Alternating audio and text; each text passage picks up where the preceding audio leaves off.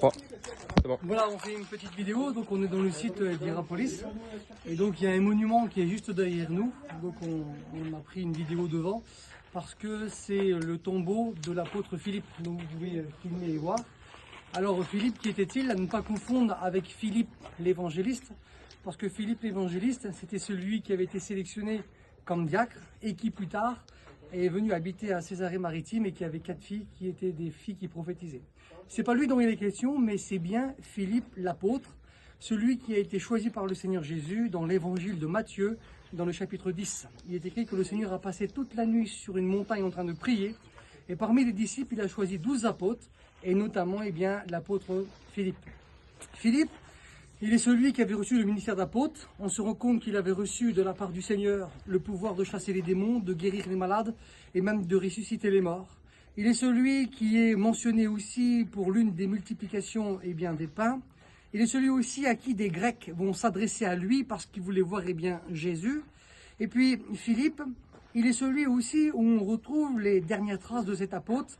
C'est dans le livre des Actes des Apôtres, dans le chapitre 1er, où il est écrit que ceux qui vont aller dans la chambre haute, c'était les apôtres, et son nom est mentionné. Ce qui veut dire que Philippe était présent le jour de la Pentecôte, et qu'il est celui aussi qui a été baptisé du Saint-Esprit, à côté de son collègue, l'apôtre Pierre, qui lui, était plus en avant et qui a pris la parole le jour de la Pentecôte.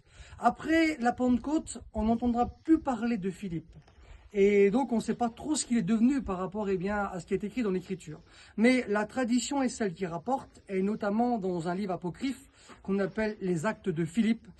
Dans cet écrit, il est mentionné que Philippe, il est celui qui a quitté donc le pays d'Israël, là où il a été appelé, là où il était originaire, et qu'il aurait été évangélisé le territoire de la Grèce.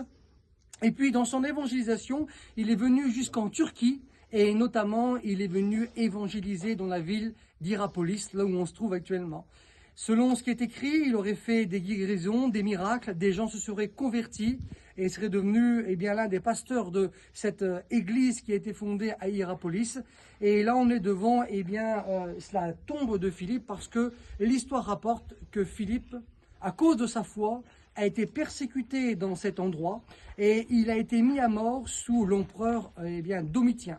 Domitien, pour ceux qui ont suivi un petit peu, qui étaient avec nous, qui ont vu les vidéos, Domitien, on a fait une vidéo devant lui, devant le temple de Domitien à Éphèse.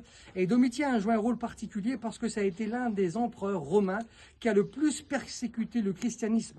Et Domitien, c'est lui qui a fait arrêter l'apôtre Jean et qui l'a fait déporter dans l'île de Patmos. Et